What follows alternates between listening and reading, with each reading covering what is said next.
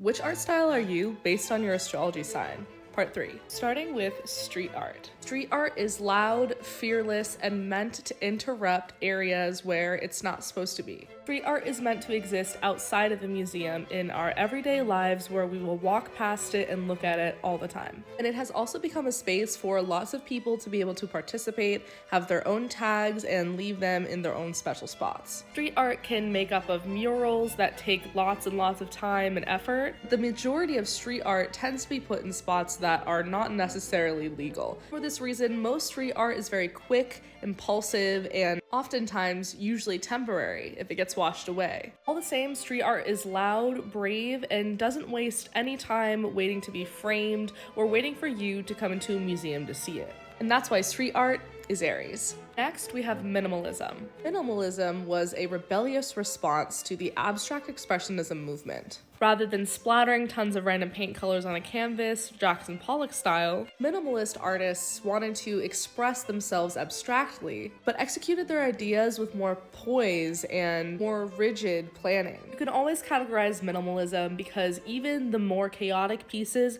look very mathematically produced. And although they might appear to be simple, for this exact reason, they're not. Lots of time, effort, studying, and math goes into creating a lot of minimalist work. Even minimalist architecture might not seem like it's super impressive at first, but even to achieve something that looks as simple as this, it requires a lot of math, and a lot of smart people to be able to pull something like that off. There is a lot of grind that goes into the angular, mathematical, mesmerizing work of minimalism. And that's why minimalism is Capricorn.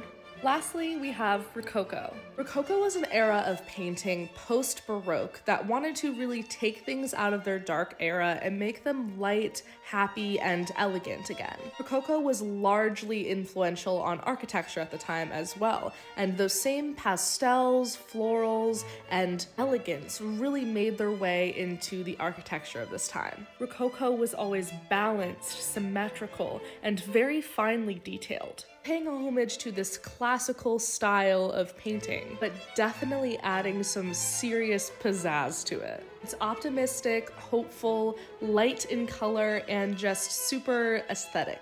That's why Rococo is Libra.